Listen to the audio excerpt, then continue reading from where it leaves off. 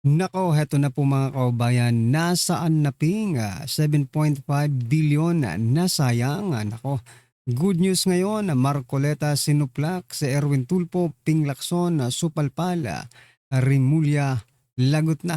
Nako, yan po ang ating alamin mga kaubayan sa video ito. Pero bago po natin simulan yan, palike naman po ng video ito, malaking malaking tulong po yan. Maraming salamat po mga kaubayan. At eto nga, pasadahan po muna natin itong mga nagte-trending na balita dito po sa social media. At eto mga kababayan, no, unahin na po natin tong si Recto. Ayan na. Si Executive Secretary Ralph Recto. Nako, may ibinida mga kababayan. Ito po. Ha? Recto ibinida ang pagbasura ng ombudsman sa kanyang kaso kaugnay ng 60 billion PhilHealth funds. Ang sabi niya po dito, wala tayong liability dyan. Aray ko po mga kababayan. Matapos nilang kunin, wala silang liability mga karugbi natin, no? Tsaka inaasahan rin na rin naman natin yan, no? Dito kay Ombudsman Buwing Rimulya kasi kakampi po ito ng administrasyon, no? Tauhan po ito ng administrasyon. So, anong gusto niyong gawin ni Rimulya? Di ba? Tuluyan? Hindi niya po tutuluyan yan mga kababayan. Kung si Chis Escudero nga, di ba? Na paganon-ganon sa administrasyon. Oh, di ba? Tatlo sa kanyang kaso ang na-dismiss, bumaliktad lang mga kababayan. Ito pa kayang si Ralph Recto, na nagtatrabaho sa Malacanang mga kababayan ay hindi maibabasura, no? Ang kaso sa ombudsman. Pero nga lang, parang 'di ba, parang naglolokohan na lang tayo dito mga kababayan. Niloloko na lang tayo ng ombudsman dito. Kasi kapag kakampi nila, basura agad, dismiss agad yung yung kaso. Pero kapag ikaw naman ay against, no, sa kanilang gustong gawin. For example na lang, itong si Senator Jinggoy, na Senator Dante Marcoleta. Kahit wala kang kaso, ay hahanapan kanila ng kaso. Diba? Masyado pong nakakahiya yan mga kababayan kung alam lang nila. Yeah? Ito po ang naging komento ng ating mga kababayan patungkol dyan. Sabi po dito ni Balgoa Chris, matik yan, kaalyado. Kung kalaban, yari. Correct. Karma is coming to recto, sabi po ni Edna.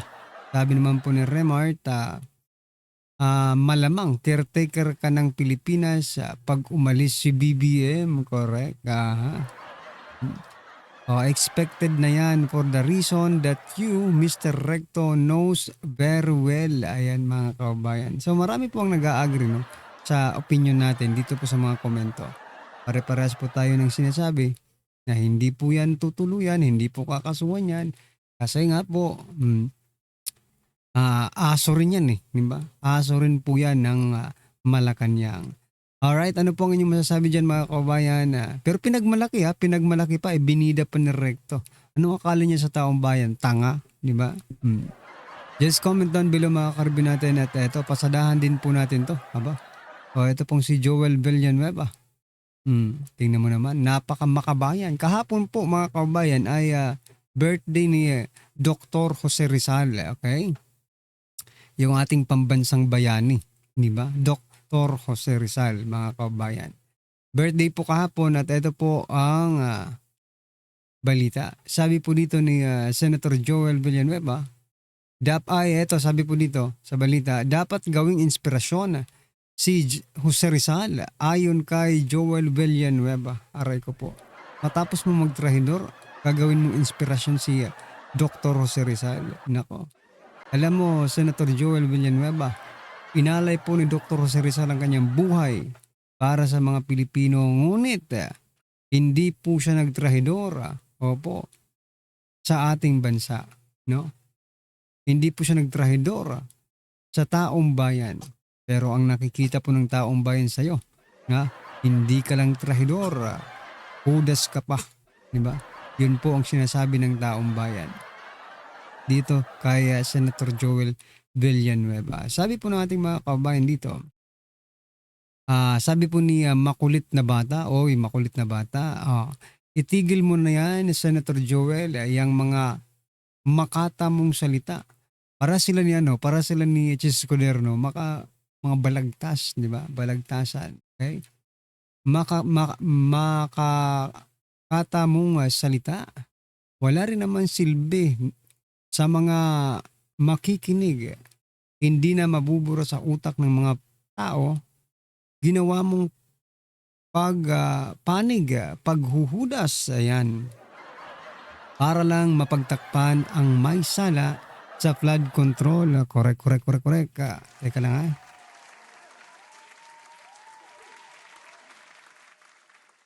Oh, sabi pa po dito, baka Jose Pidal. Naalala ko naman na tuloy, aray ko po. Does this father know his son? Si Rizal handang makulong at mamatay para sa bayan. Si Junior is Lord, handang maging Judas, disipulo ni Bangag para hindi makulong. Correct. Mas bayani pang tingnan, no? Mas bayani pa pong isipin at tingnan si Senator Jingo Estrada kaysa po sa mga bumaliktad na mga senador, mga kaubayan. Alright, ano po ang masasabi dyan? Just comment down below, mga kaubayan. At eto, nakapasadahan muna natin ito, mga kaubayan, bago po natin i-play yung video. Sabi po dito sa ang balita ngayon na Cayetano tinawag na tuta ng Malacanang. Aba, tuta ng Malacanang. Sina Tito Soto at Rafi Tulfo, Erwin Tulfo, tuta ni Lacson. Aba, si Ping Lacson, aso. Ayan, mayroon na hierarchy, no, ng pagiging aso, tuta, mga tuta daw. I think Tito Soto is not a tuta no? I think mga aso na lang siguro ito, mga lahat, mga kabayan. Ay, pwede rin mga buwaya, di ba? Mga buwaya na lang.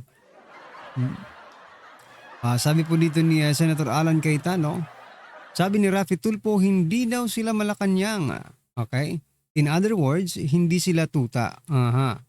But doon mo makikita yung graduated and experience. Bakit? Kasi si Senator Tito Soto and Senator Rafi Tulfo, at least sila tuta ng Malacanang. Pero si Erwin Tulfo, tuta lang ni Lacson. Si Lacson naman, hindi na po tuta, aso na po siya. Ayan, mga kaubayan. Kasi binibira nila no? Binibira po nila ngayon si Senator Alan Cayetano. Itong apat na ito, nagtutulong-tulungan para ipalabas sa taong bayan, no, na masamang tao, masamang senador itong si Senator Alan Cayetano. So dito, rumeresback lang po rumeresback lang itong si SP Alan, mga kabayan. But what do you think, mga karabyo natin? Ang mga tuta ba talaga ito, or mga aso, or ito po ay mga buwaya? Sa palagay ko, mga buhaya po ang mga ito, mga kaubayan. Ito pa, mga kaubayan, last po natin pag-uusapan, pero sa ibang balita naman, ito pong attorney, no? Abogado ni BP Sara, kinain umano ng buhay si Luestro sa pre-trial. Aray ko po. Kaya naman pala, di ba? Napanood nyo ba yung video? Yung lumalabas na sila sa pre-trial, mga kababayan, yung mga prosecutor, no, sa impeachment ni BP Sara, yung iba niregla, yung iba nakakunot noo, mga kababayan, parang stress na stress sila. Kaya naman pala, dahil mayroon pong napakaganda, bukod sa napakaganda, matalinong abogado pa. Hindi sila nakapalag dito po sa abogado ni Vice President Sara Duterte. Ito pong balita, sabi po dito, ayon sa ulat ng politiko, naging dominante umano si Attorney Sheila Sison, lead counsel ni Vice President Sara Duterte sa pre-trial conference ng impeachment case. Ayon sa source, kinain ng buhay. Kinain ng buhay. Ibig sabihin talaga, pinahirapan, mga kababayan. Okay? Ni Sison, ni Sison, si lead prosecutor Representative Jervel Luestro, sa closed your proceedings. Sayang, no? Hindi po natin nakita ng harap-harapan kasi nga po closed door proceedings mga kaubayan. So, yun nga. Kaya naman pala sinara nila. For example lang kasi ayaw nilang makita ng taong bayan kung papaano sila kainin ng buhay. Ayan, ipahiya. Ha? O eto mga kaubayan, based on the information we gathered, no? Aba, talagang we are very confident mga kaubayan na talagang hindi nila madadali dito. Hindi nila ma-i-impeach si VP Sara, no? Ayan mga karibin natin, ano po ang inyong masasabi dyan? Just comment down below at eto, pasadahan na po natin yung video. Pasok ka. Panig ninyo yung promotor ng Bendalo. So hanggang ngayon, puro Bendalo ang nangyayari. Puro pamimilipit sa batas eh. Tapos nung makalipas ang ilang parang matapos yun siya parang ang dating ipinilalabas pa nila sa media at social media na para bagang kontrabida kayo. Kayo kasi kinukontra nyo raw yung confirmation ng 5. Hindi ako kontra ron. Oho. Kung talagang wala silang kasalanan, alam ko rin na maaaring wala silang kasalanan. Yun, opo. Maliban lang doon sa pagkukulang nila na mag-submit ng dokumento kasi sa kanila dapat yun eh. Sa kanila manggagaling. Ang initiative ng manggagaling sa kanila, May 14 halimbawa ang birthday mo, dapat sana before that, nakumpleto mo na para ganap kang walang kasalanan. Di ba?